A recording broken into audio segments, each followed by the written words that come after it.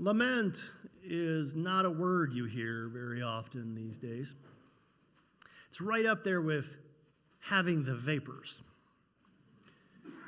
And while you may not use it, you certainly do it. We all do. That short, sharp exhalation of breath when the printer jams again. The 4-letter word that slips out when the car won't start and you're already late for work. The groan when you realize that there's nothing you can do to escape the traffic you're in. The why me when you spill coffee down your shirt at work right before you have to go give the presentation. The not again when you realize you've been passed over for a promotion. The overdue bill is too big to pay, or the phone rings at 2:30 in the morning. Our ancestors may not have said, oofda. They may have said something more like, how long, Lord? But it's the same thing. It's lament. In Jewish and Christian traditions, a lament is a prayer that expresses sorrow, pain, or confusion. Generally speaking, Christians, or those traditions that claim Christian ancestry, we don't really do much lamenting. We do other stuff.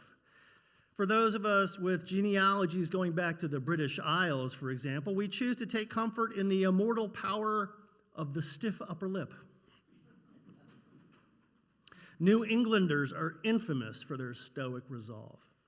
Feelings of sadness, feelings of dismay, feelings of suffering, really any feelings at all, those are best kept to oneself.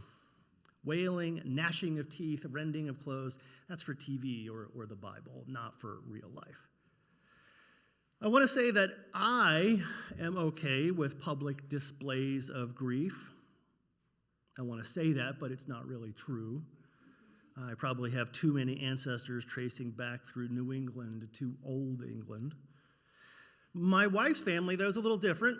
They have more German than my family does, which basically means she's the one with the clock and the schedule and the agenda, and I am not.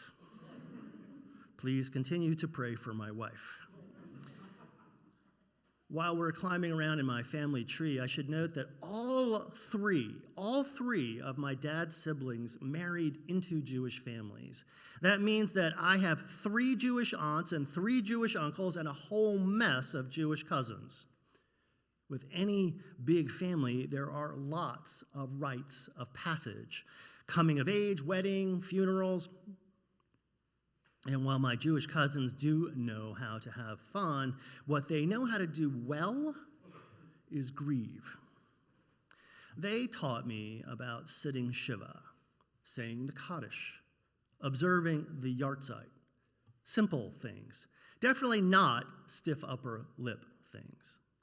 Grief is allowed and space is made. Space is made for tears, for unanswerable questions, for sorrow and hugs and hot tea, for aches and pains and separation, and things that never got said or completed, for apologies never made, for the way things are and the way they never got to become, for the holes that real life leaves in the soul. Space for regret, space for lament, space to soften the heart, space for hope to be born again. This week is the beginning of Lent, the Christian holy days that lead up to Easter. As many of you know, in the Gospels of Matthew, Mark, and Luke, Jesus gets baptized by John, but before he goes and starts his ministry, he wanders for 40 days in the wilderness, starving and exhausted with only the devil for company. If you've looked at the calendar and wondered if Christians ever made space for grief, well, this is it, Lent. It's a time for prayer, penance, and sacrifice, a time when the faithful are not only called to remember the tribulations of their Savior, but to recognize and name and give voice to our collective weariness, trauma, grief and suffering, to soften the heart, make space for loss, to call out in fear and trembling, how long, how long? You are all invited to explore prayer, penance, and sacrifice on your own. You can call that your Lenten homework. But this morning, I want to explore this other idea because, to be quite blunt, there is a lot to lament. The basic threats to human flourishing still plague us and are just as strong and vital and punishing as ever. We still have war, hunger, disease, poverty, and death. Too many lives are lived under conditions that defy description. Too many people die because a dragon wants more gold. Too many lives are lost because of ideas and ideals as abstract as lines on someone's map. Too many children are lost. Suffering is real and it is everywhere. In the book of Job, we find that our hero is a faultless man. God, on a bet, sends Satan to earth to see if Satan can do anything to shake Job's faith. Satan murders Job's children, steals his worldly belongings, and covers his body in boils and oozing sores. This is great reading. His wife and friends condemn Job. Job, frustrated and abandoned and unjustly accused, finally gets angry. He gets angry at God. And God then appears to him as a whirlwind and tells Job to shut his pie hole. After that, God relents and gives Job a new family with new wealth, twice as much as he had before, because that makes everything all better. And the lesson we're supposed to take from this is not that God's a jerk, but instead that God's ways are beyond us mere humans. Why do bad things happen?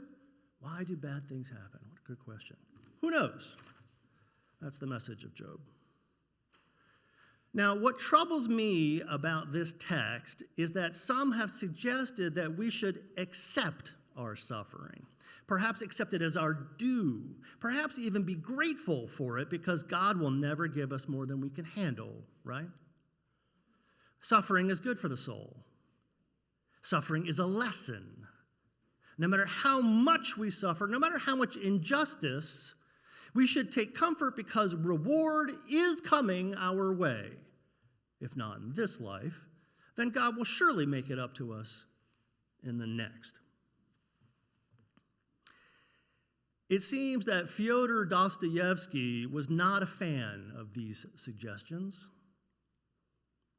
In the Brothers Karamazov, we find Ivan terrorizing his Russian Orthodox younger brother, arguing that human suffering cannot be reconciled with the idea of a good and loving God.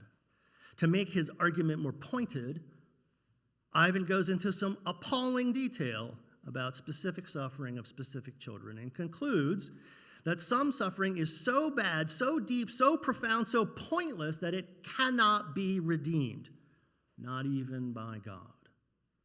And suggesting that a future reward in heaven will vastly outweigh any earthly injury, that is insult, not comfort. Personally, I think Ivan is right. We don't know why bad things happen to good people, but maybe we don't have to. What we can do, as meager and pathetic as it sounds, is gather together, make space, and give voice to our grief, our confusion, our hurt. And we can do this even if the only answer we ever get to the why me question is the whirlwind. And that brings me to Palestine and Israel. I'd like to read you a poem by Yehuda Amichai. The poem is titled, "The Place Where We Are Right." He says, "From the place where we are right, flowers will never grow in the spring. The place where we are right is hard and trampled like a yard But doubts and loves dig up the world like a mole, a plow. And a whisper will be heard in the place where the ruined house once stood. I think we can take it as read at this point that the politics behind the war in Gaza are complicated in exactly the way that the politics behind the war in Ukraine are not. In Ukraine, we have a clear aggressor and a clear victim, an ongoing conflict that has consumed or damaged 500,000 lives. And despite what that idiot Tucker Carlson says, in that conflict, we have moral clarity and we know what must be done. Israel and Palestine, however, is not this. It is anything but clear. As my colleague, the Reverend Lucas Herger, recently said, quote, "The conflict between Israel and Palestine is intractable, tangled, impossible, hopeless, snarled, implacable, irresolvable, knotted, unworkable.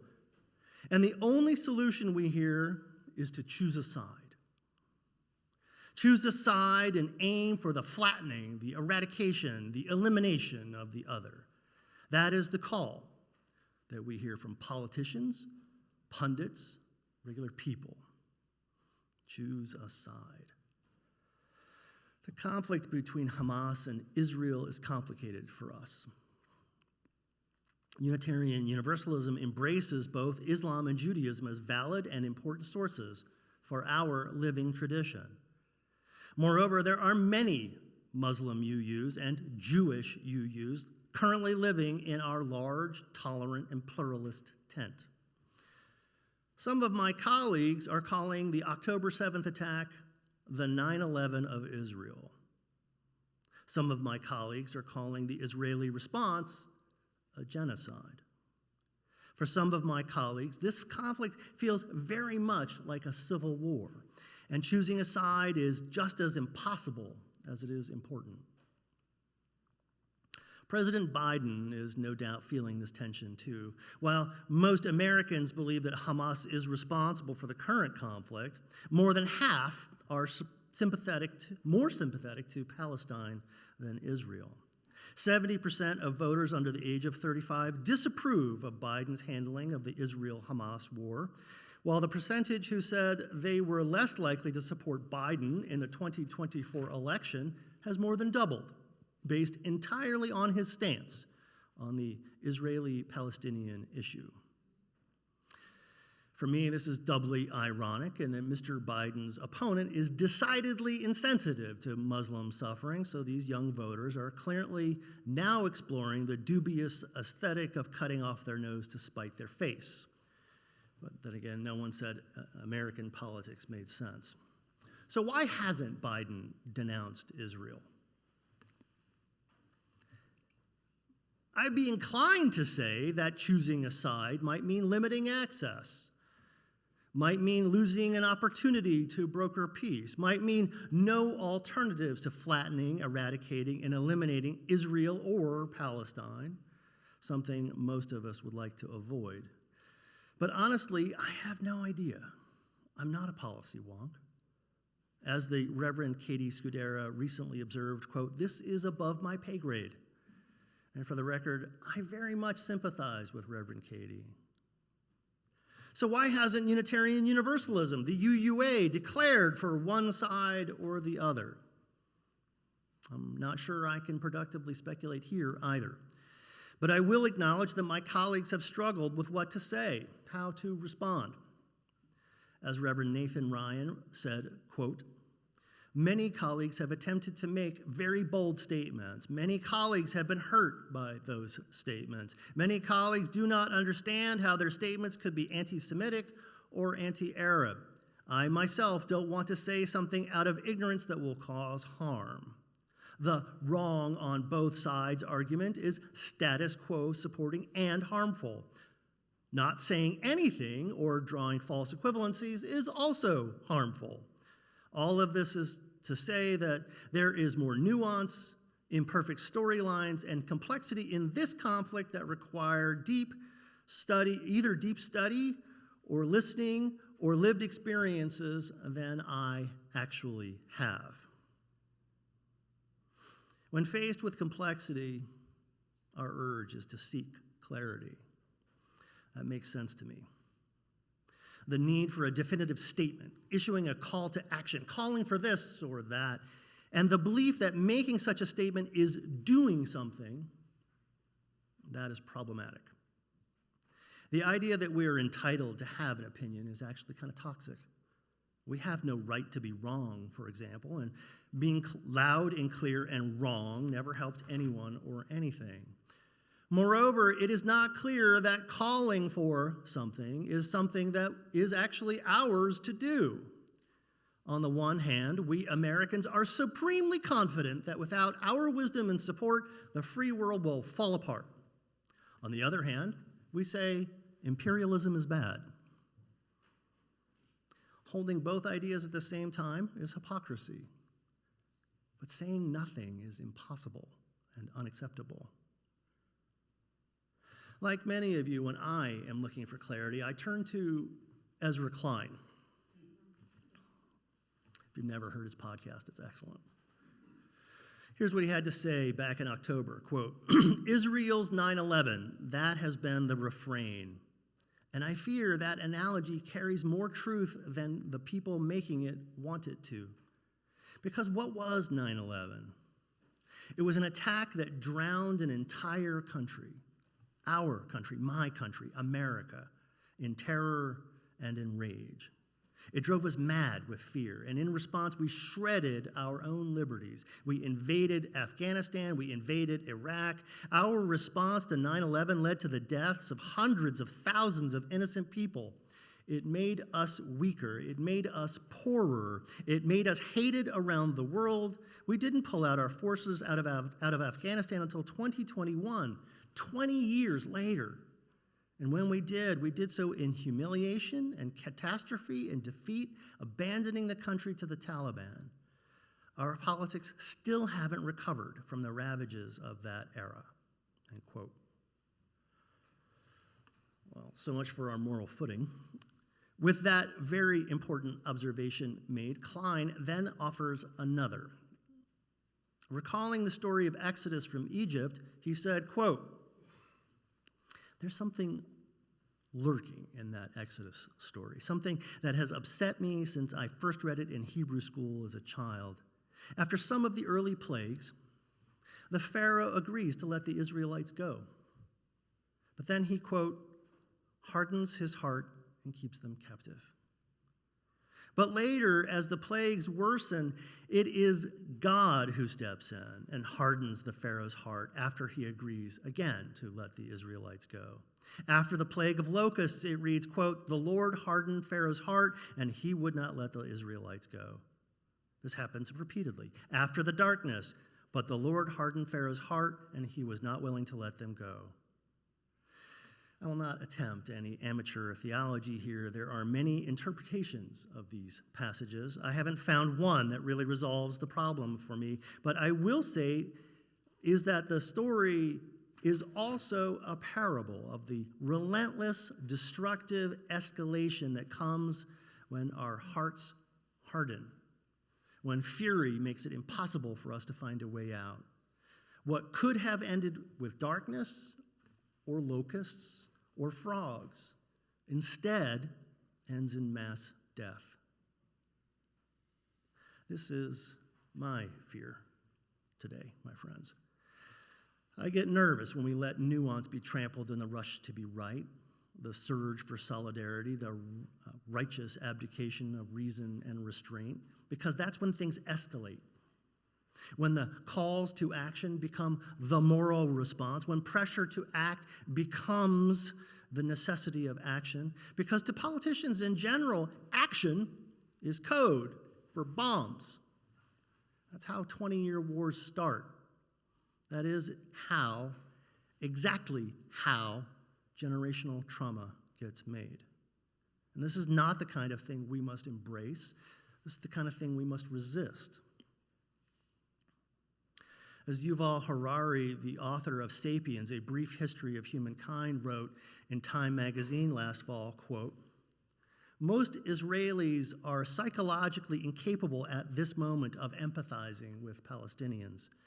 The mind is filled to the brim with our own pain, and no space is left to even acknowledge the pain of others. Many of the peacemakers who tried to hold such space are dead or simply traumatized from the October 7th terrorist attacks. Most Palestinians are in an analogous situation. Their minds too are so filled with pain they cannot see our pain. But outsiders who are not themselves immersed in pain should make an effort to empathize with all human suffering rather than lazily seeing only part of the terrible reality. It is the job of outsiders to help maintain a space for peace. This is, I believe, the path that we are called to resist the call to indignation and outrage, to sit with ambiguity, confusion, and trauma, to acknowledge these new insults to injuries that are old,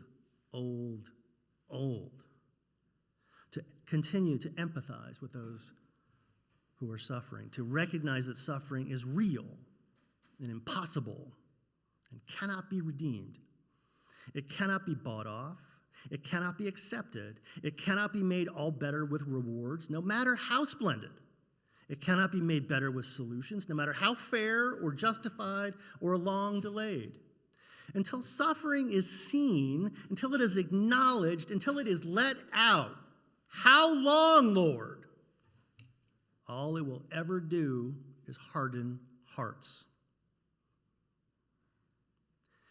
Maybe now is the time for lament. Maybe that can be the whisper, the moan, the howl.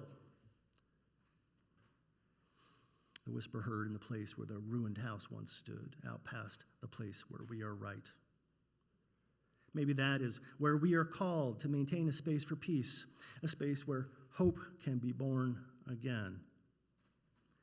And as I turn to the close, I'm inspired by the words of my colleague, the Reverend Ellie Kilpatrick, who wrote recently, quote, being you means I am human first and foremost. And I refuse to relinquish my humanity in the name of one side's collective trauma. Perspectives that take one side over the other are unconscionable because they are completely counter to Unitarian Universalism. You and I must stand firmly with the people of both Israel and Palestine. We cannot choose one over the other because to do so is to reject the inherent worth and dignity of every person. It would be an abandonment of universalism. What we can do is this: say no to Islamophobia. Say no to anti-Semitism. Say no to hate. What we can do is this: choose empathy. Choose the inherent worth and dignity of every person. Choose love. What we can do is this: side with humanity. Side with love. Side with life. What we can do is this: remember that we are on the side of humanity, all of it. And that is how we respond to the crisis in the Middle East. Will it be enough? No. But sometimes lament is all we have. Amen. Visit us at uusg.org.